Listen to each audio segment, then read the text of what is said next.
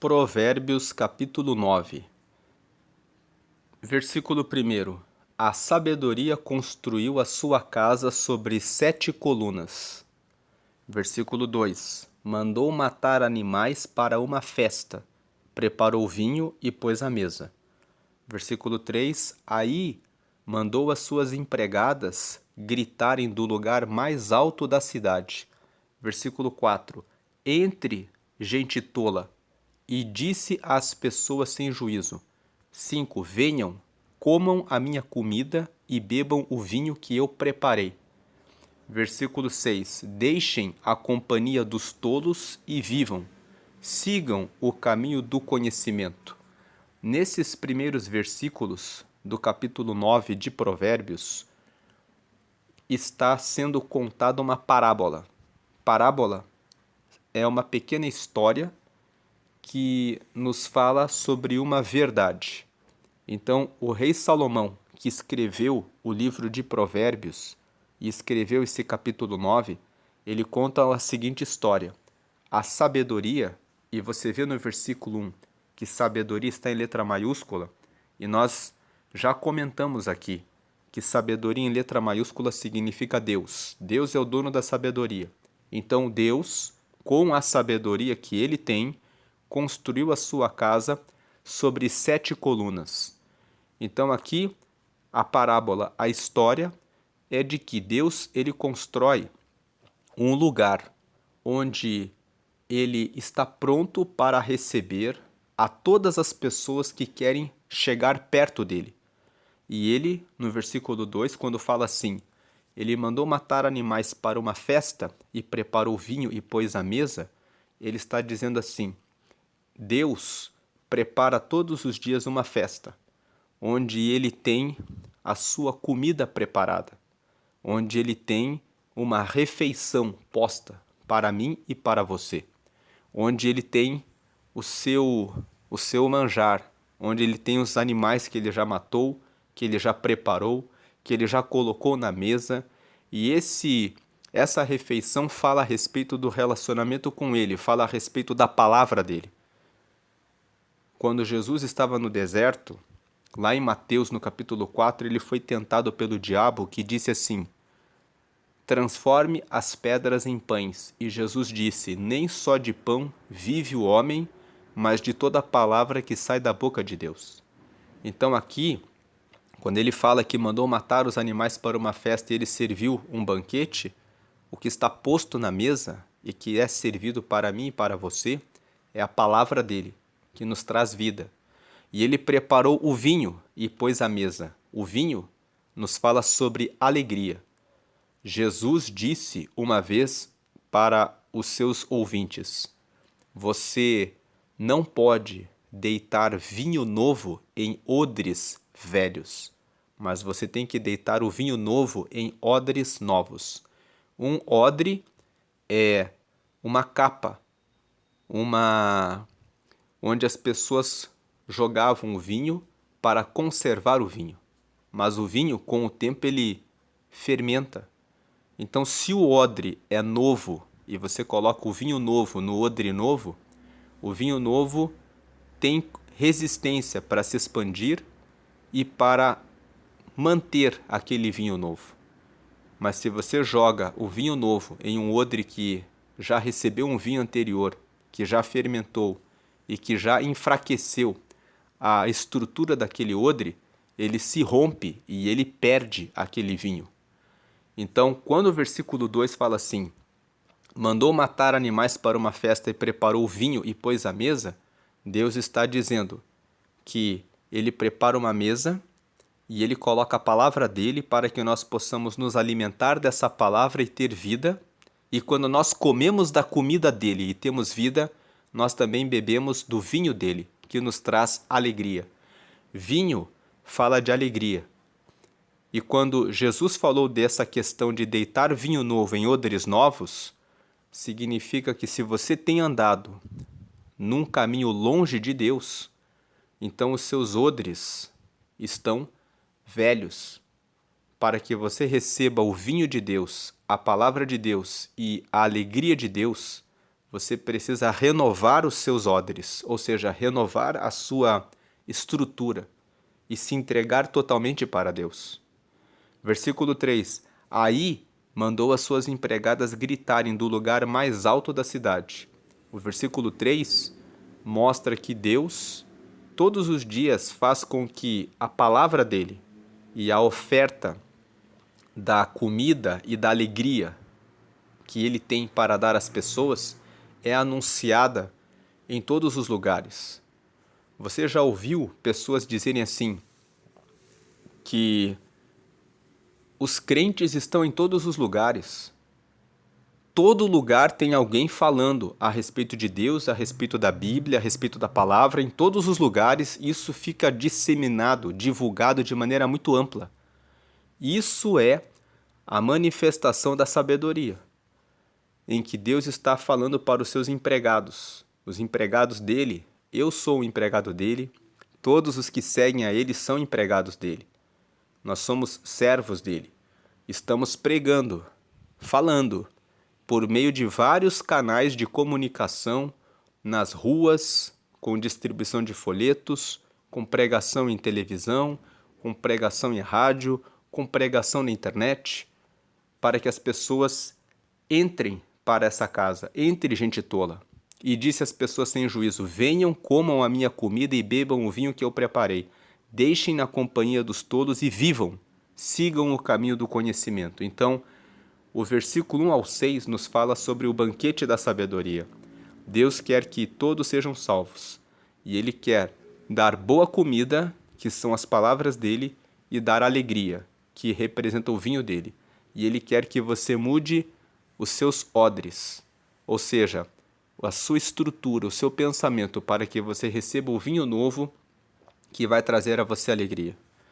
Para terminar essa primeira parte, o versículo 1 fala assim: a sabedoria construiu a sua casa sobre 7 colunas. As 7 colunas da sabedoria são a instrução, o conselho, o conhecimento, a inteligência, o entendimento, o discernimento e a prudência. Explicando um por um deles. A instrução. Para que você se aproxime de Deus, você tem que buscar instrução. Você tem que buscar receber, ser orientado. Você precisa buscar se colocar como discípulo. Quem não se coloca como discípulo não recebe instrução, porque fala do alto do seu conhecimento, do alto da sua sabedoria, do alto das suas opiniões. Os tolos são assim. Eles não querem aprender. Quando você começa a falar a respeito de Deus, ele fala: mas isso aqui não dá certo, porque o fulano fez isso, o cicrano fez aquilo, aquele lá roubou, aquele outro é ladrão. Ele não quer receber instrução, ele já sabe tudo. Então, a primeira coluna da sabedoria é receber instrução. A segunda coluna é o conselho. Pessoas que são tolas fazem as coisas pela sua própria vontade. Pessoas que recebem a sabedoria buscam sempre conselho. Conselho é você pedir direção e orientação para pessoas que são mais experientes naquilo. Não significa que a pessoa vai ser mais velha que você. É errado pensar que pessoas mais velhas são sábias. Uma pessoa pode ter vivido uma vida inteira sendo tola, e ela vai ser uma pessoa velha e tola. E uma pessoa pode, desde muito jovem, ter decidido buscar instrução e ser uma pessoa com pouca idade, mas que tem sabedoria. Então, o conselho você busca observando o resultado das pessoas. Você quer um conselho para manter o seu casamento? Converse com pessoas que têm um casamento feliz. Você quer um conselho sobre como abrir um negócio? Converse com empresários de sucesso. Então, o conselho é o segundo pilar da sabedoria, a segunda coluna. A terceira coluna é o conhecimento. Nessa vida, quem tem mais conhecimento escapa de muitas tribulações. Busque conhecimento sobre tudo. Não seja aquela pessoa que pensa assim: eu sou arquiteto, eu só vejo projetos de arquitetura e só penso nisso. Pense também em conhecer um pouco sobre leis, sobre como funciona o Estado, sobre como funcionam as regras, os contratos. Busque informações sobre coisas da sua casa. Busque informações sobre mecânica, sobre tudo na vida. Uma mulher outro dia perdeu o motor do carro porque não sabia que tinha que colocar água no veículo. O carro ferveu, queimou o cabeçote e ela disse: "Eu não sabia que tinha que colocar água, eu pensava que era só dirigir." E o marido dela nunca disse para ela: "Olha, você tem que prestar atenção nisso." Era ele que fazia essa vistoria todos os dias e ele esqueceu de verificar, então ela queimou o cabeçote do carro por falta de conhecimento. Depois, a quarta coluna é a inteligência.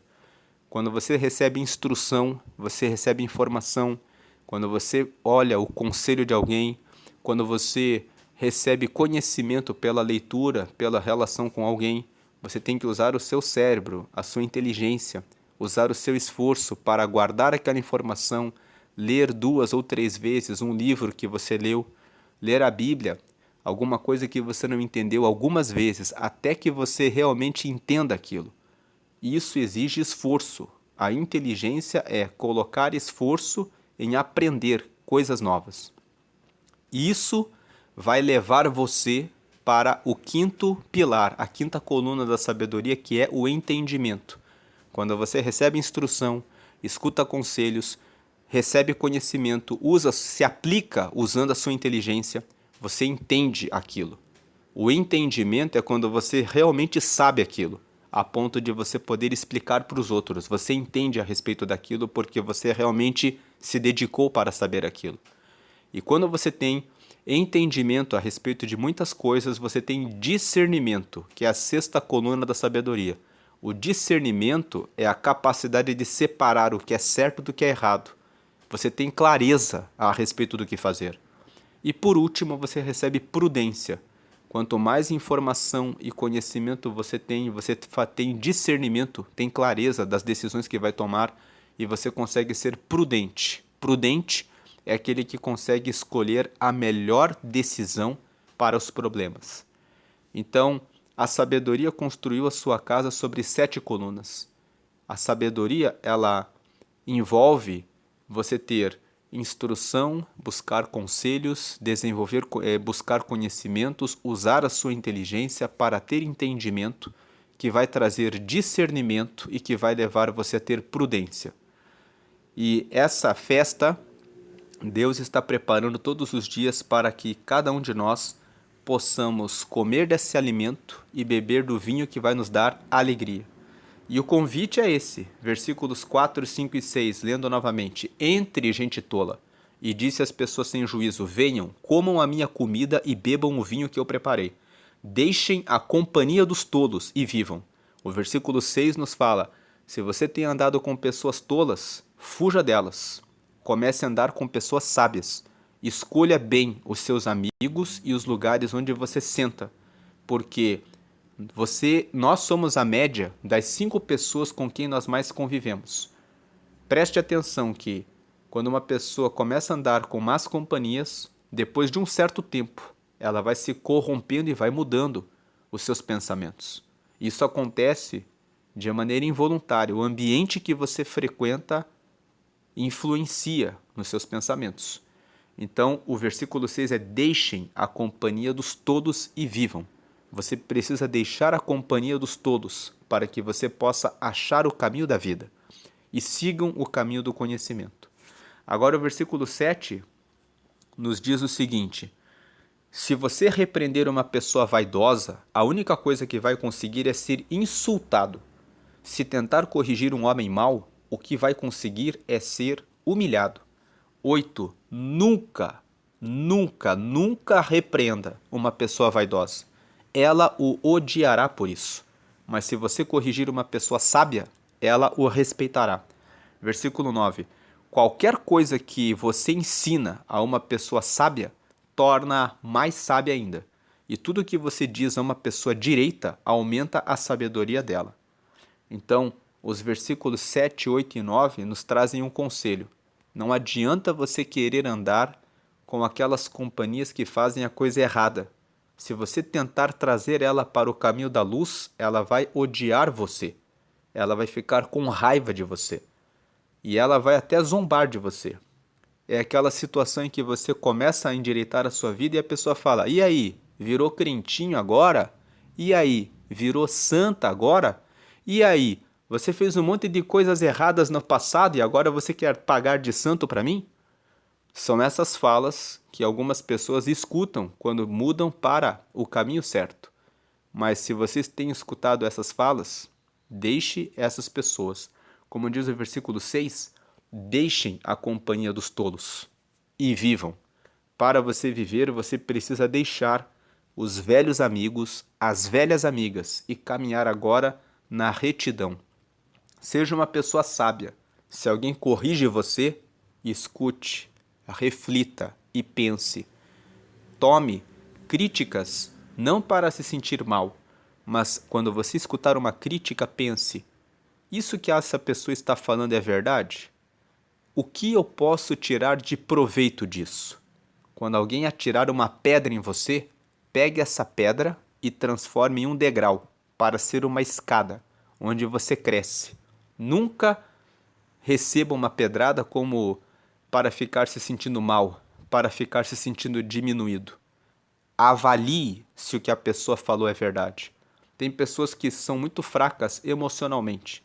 Alguém critica a roupa que ela usa, critica o que ela fez, critica o que ela comprou e ela já fica pensando: ai, fiz errado.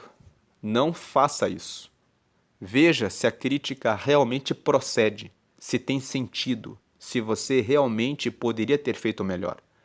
Se você perceber que aquele conselho, aquela crítica pode lhe ajudar, construa um degrau, faça uma escada e suba nessas críticas. E tenha muito cuidado com relação a elogios. Muitas vezes a pessoa elogia você e o elogio não vai tirar você do lugar. As pessoas crescem muito mais, às vezes, sendo criticadas do que sendo elogiadas. Quando você é muito elogiado, o seu ego fica afagado e você não sai do lugar. Mas às vezes, quando você é criticado, você fala: opa, eu tenho que mudar isso. E muitas vezes a crítica vai trazer mais crescimento do que o elogio.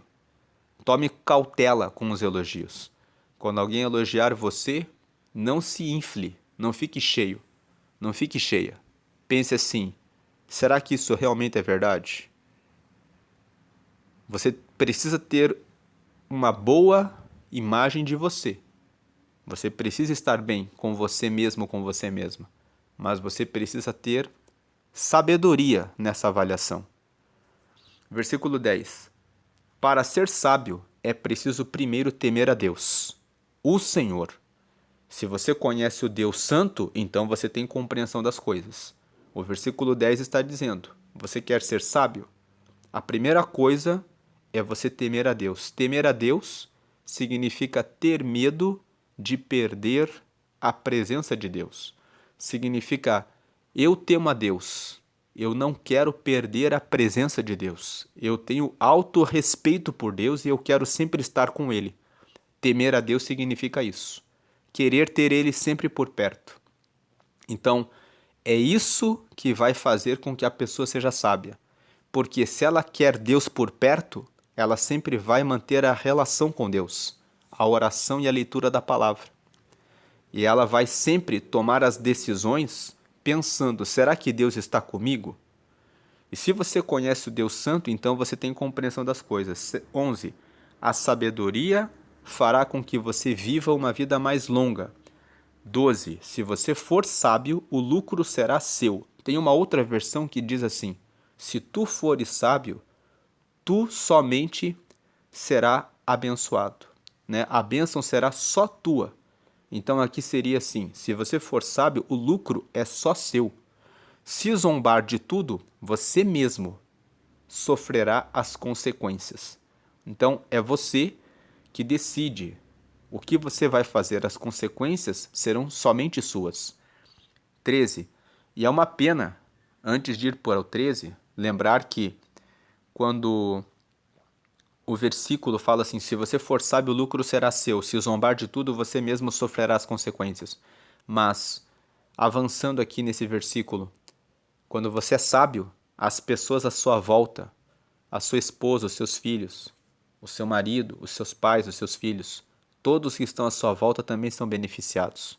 Se você é tolo, também todos os que estão à sua volta são amaldiçoados, sofrem as consequências das suas decisões.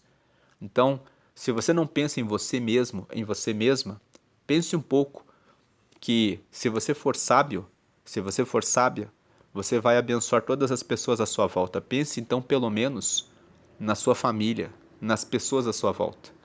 13. A falta de juízo é como uma mulher espalhafatosa, tola e sem vergonha. 14. Ela senta-se à porta da sua casa ou num banco no lugar mais alto da cidade. 15. E grita aos que passam preocupados com seus negócios. 16. Entre gente tola e diz às pessoas que não têm juízo. 17. A água roubada é mais gostosa, o pão furtado é mais saboroso. 18. Mas os convidados dela não sabem que aqueles que vão à sua casa morrem e que os que entraram já estão nas profundezas do mundo dos mortos. Então aqui no versículo 13 até o versículo 18, nós vemos que da mesma forma como a sabedoria está no lugar alto, convidando a todos para que comam da sua comida e bebam do seu vinho que traz alegria, a falta de juízo, que é a tolice, é como uma mulher espalhafatosa, ou seja, que espalha fatos, que chama atenção, né? Então a falta de juízo também chama atenção. E ela é tola e é sem vergonha. E ela também se senta no lugar alto e está convidando as pessoas tolas. E veja que o versículo 15 fala assim: ela grita aos que passam preocupados com seus negócios.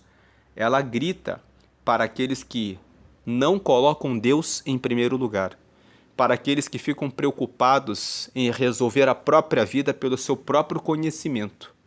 Esses que vão passando diante da mulher que é tola, diante da tolice, essa mulher aqui espalhafatosa, tola e sem vergonha, ela é o símbolo da tolice. A tolice está chamando, dizendo assim: venham para cá, façam coisas erradas, pratiquem a corrupção, o furto, o roubo, o trapacear o próximo, o não honrar o contrato, o não cuidar do corpo, não cuidar da sua própria saúde física, dos seus relacionamentos, o estar envolvido em adultério, em fornicação, em promiscuidade, a água roubada, né, é mais gostosa, o pão furtado é mais saboroso, fala de enganar o próximo, trapacear, de adulterar, de corromper, de mentir, de fazer as coisas que são contra a sabedoria. Fazer isso é bom. Pegue atalhos. Você vai receber bênção se você tomar esses atalhos. Mas isso é uma mentira. O que vai acontecer é que, na verdade, aquele que tomar o atalho do caminho do mal, está no versículo 18, os convidados dela não sabem que aqueles que vão à sua casa morrem e os que entraram já estão nas profundezas do mundo dos mortos. Então o que resta para aqueles que seguem no caminho torto é a morte. A morte espiritual, ficar longe de Deus e sem o Espírito Santo, e a morte eterna. Depois que partirem dessa vida para a próxima, perderão a salvação. Se você tem caminhado nos caminhos tortos, pense hoje no convite da sabedoria. E se você quer aceitar a Jesus e nunca recebeu e não sabe como acessar a sabedoria, faça essa oração. Senhor Jesus, eu quero ter sabedoria.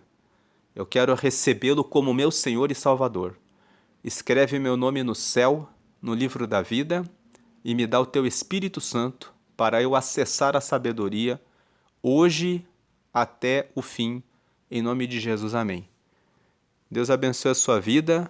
Vou fazer uma oração para terminar esse vídeo hoje. Senhor, em nome de Jesus, te agradecemos por essa palavra, pedimos que o Senhor nos encha de sabedoria, que nós possamos nos alimentar da sua palavra e beber do seu vinho que nos traz alegria. Que o Senhor abençoe aqueles que estão enfermos e os cure, que o Senhor console aqueles que perderam algum ente querido, algum familiar, ou que estão com alguém no hospital. Pedimos que o Senhor liberte aqueles que estão presos. Se existe alguém que tem um familiar que está nessa condição, que o Senhor o alcance e o liberte para o teu reino e para a tua glória. E que o Senhor abençoe os negócios dos teus filhos, derramando a sua presença e o teu Espírito Santo hoje e sempre. Abençoa esse dia e esse mês para a honra e glória do Pai, do Filho e do Espírito Santo hoje e sempre. Amém. Deus abençoe o seu dia hoje e sempre grandemente. Amém.